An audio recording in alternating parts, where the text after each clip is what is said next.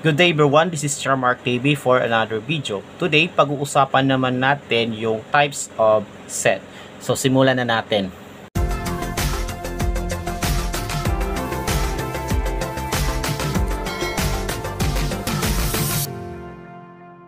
Okay, so ito po yung apat na types of set na i-discuss natin sa video na ito.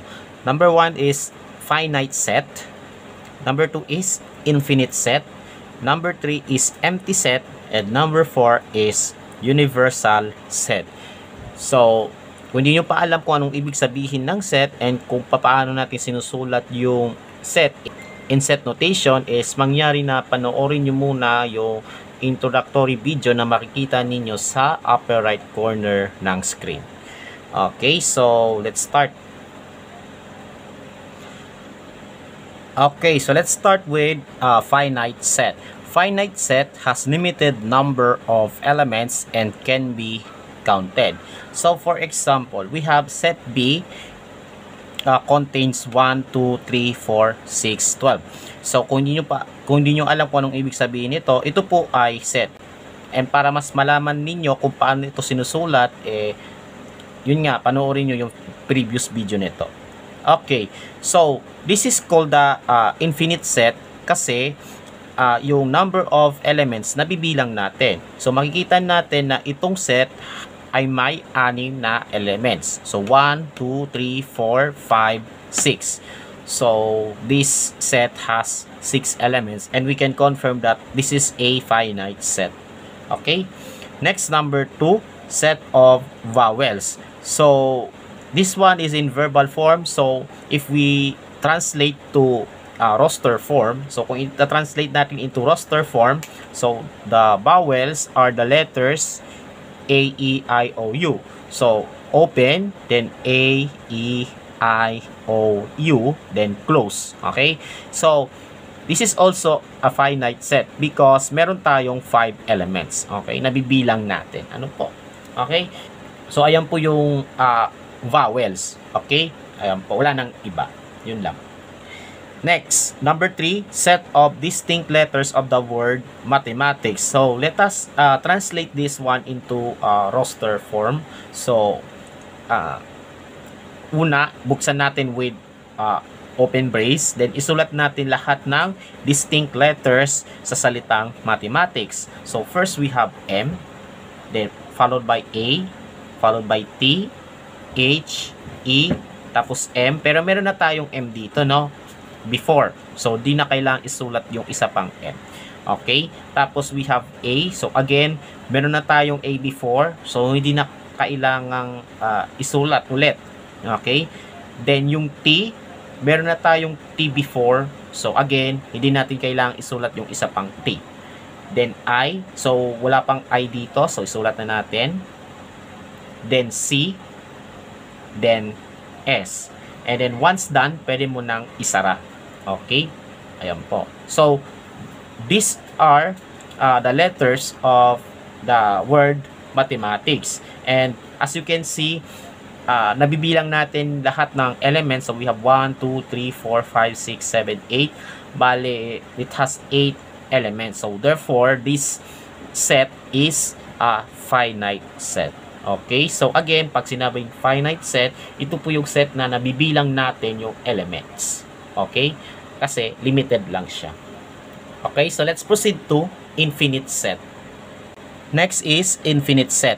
Infinite set has unlimited number of elements which may or may not be counted. So ito po yung set that has unlimited number of elements. Ibig sabihin, yan, sobrang dami na hindi mo mabilang or nabibilang mo pero hindi mo alam kung saan ka magtatapos. In short, the number of elements sa infinite set is infinite. Okay? So for example, we have A contains 0, 1, 2, 3, 4. So this is an example of infinite set.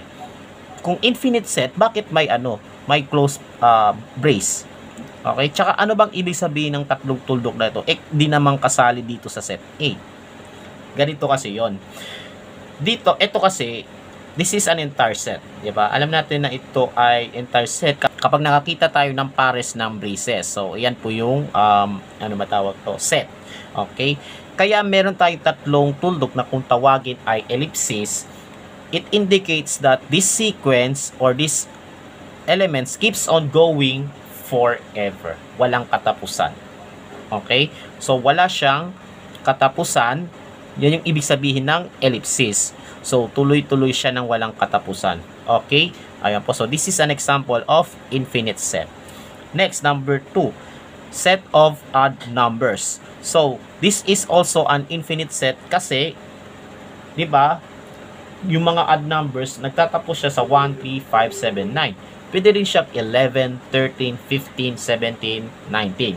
So, ibig sabihin, lahat ng numbers na nagtatapos sa 1, 3, 5, 7, 9 ay yung mga odd numbers. Even 936,477, this is also an odd number.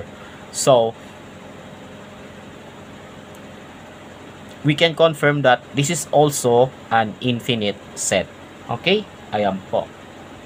Next, number 3, set of decimal numbers. So, ito yung mga decimal numbers that has one decimal place. Diba? So, yan yung mga decimal numbers. Like 0.2, 0.3, 1.75,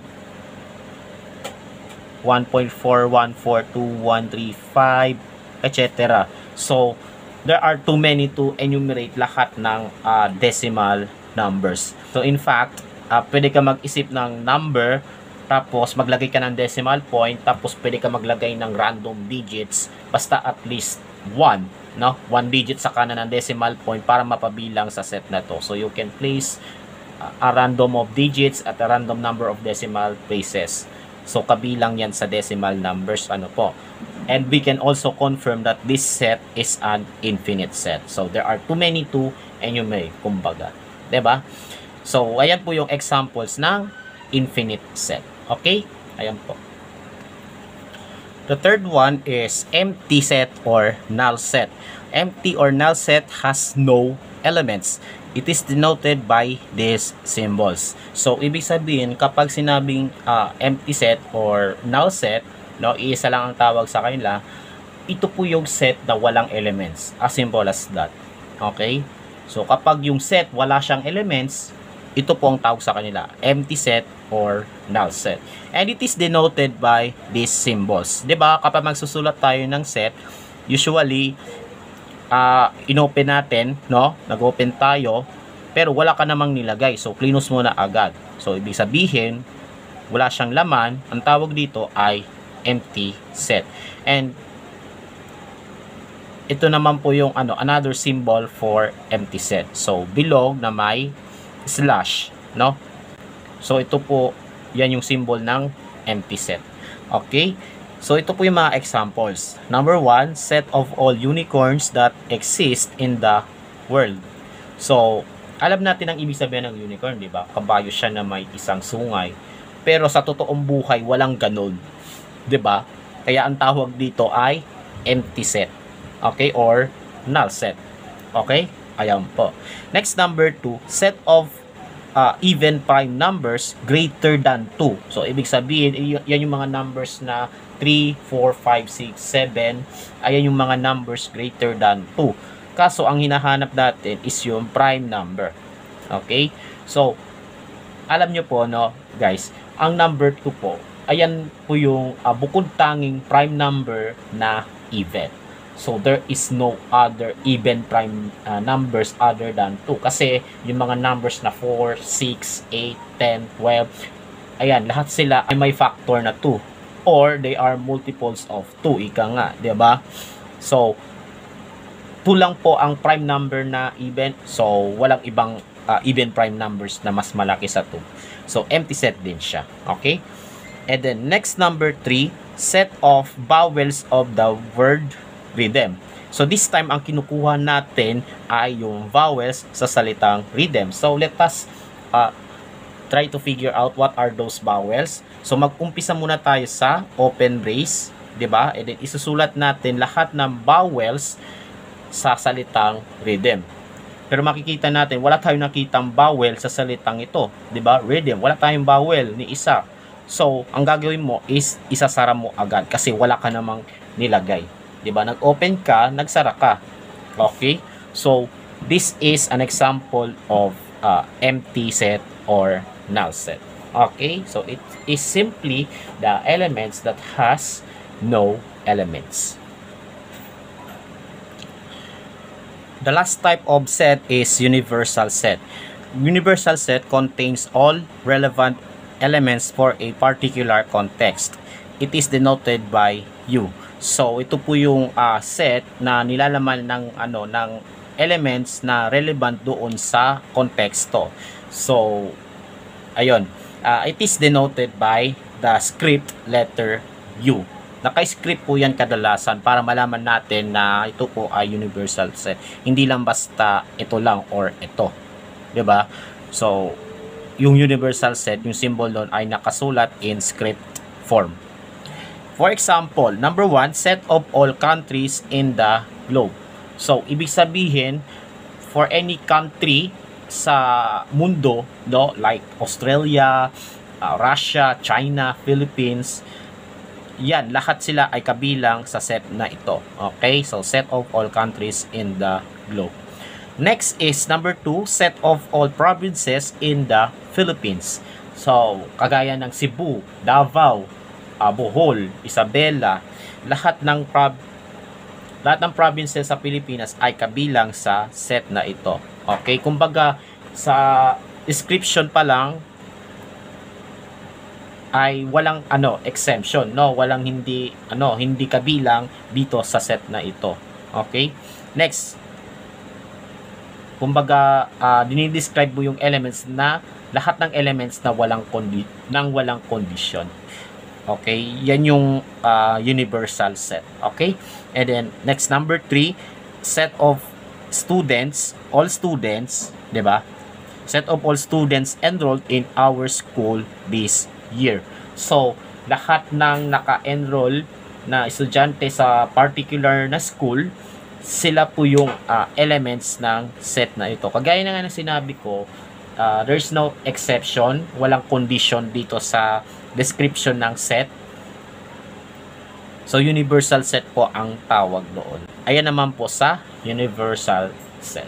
Okay, so uulitin po natin yung 4 types of set: finite set, infinite set, empty set, and universal set. Okay, so let's move on to the exercises and let us finish this video. Okay, so let's move on to this one. So let us identify whether the set is finite, infinite, empty, or universal. So isusulat na lang natin yung corresponding first letters nila, no, to indicate na ito po yung uri ng set na tinutukoy dito. Okay, number 1, it is the set of all cities and municipalities in Metro Manila. So, yun nga, lahat ng syudad at saka yung munisipalidad na matatagpuan sa Metro Manila ay kabilang dito sa set na ito. So, wala siyang exception when you list them. So, this set is a universal set. So, isulat na lang natin instead na universal, isulat na lang natin is letter U. Okay? Ayan po. Next, number 2, a set contains 3, 6, 9, then then 30, then 33. So, is it finite, infinite, empty, or universal? So, actually, this is a finite set. Kasi kung isusulat mo ng buo yan, 'di ba? So, at kung alam niyo yung pattern, 'di ba? So, 3, 6, 9, 12, 15, 18, 21, 24, 27, then followed by 30 and 33. So, kumbaga, yung ibang elements ay na-omit, 'di ba, naalis at pinalitan ng ellipsis. Pero kahit ganon, limited pa rin yung number of elements. So, this set is a finite set. Okay? Finite set siya. Kahit may ellipsis. Kasi, meron siyang last element. Okay? Ayan po.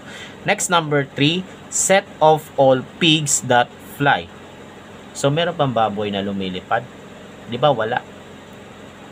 Unless i-attach mo yung pakpak na sa baboy, tapos lilipad, edi yun. Pero in reality class, wala talagang baboy na lumilipad. So, the answer is empty. Next, number 4, set of all multiples of 5. So, kung ililista mo lahat ng multiples of 5, dapat pati 1 million, ilista mo na rin. Bakit? Kasi wala namang restrictions lahat ng multiples of 5. So, you just think of a random number, and then sa dulo, magdagdag ka ng 5 or 0. Then, you will get the number that is divisible by 5. So, ibig sabihin nun, this set is an infinite set. Okay? So, too many to list down all multiples of 5. Okay? So, infinite po ang sagot. Next, number 5. 1, 3, 6, 10, 15, 21. So, nasa dulo po yung ellipsis or yung 3 dots. Ibig sabihin, this sequence keeps on going forever. So, this is also an infinite set. Okay? And then lastly, set of all letters in the English alphabet. Okay? Although, it is an infinite set because this has only 26 letters, pero ang isusulat pa din natin is universal set. Kasi, kung ano man ang naisip mong letter, kabilang siya sa set na ito. Okay? So, the answer for this one is universal set. Okay, so that's all for today about the types of set. So, ulitin po natin. Finite set that has a limited number of elements, infinite set that has infinite number of elements, empty set that has no elements, and universal sets. Ayan po yung set of all relevant elements sa particular context. Okay, so that's all for today about this topic, and I hope you have learned something. Do not forget to subscribe to my YouTube channel for more videos and follow me also on my TikTok account. Stay safe, God bless, and as always, have a great day to all.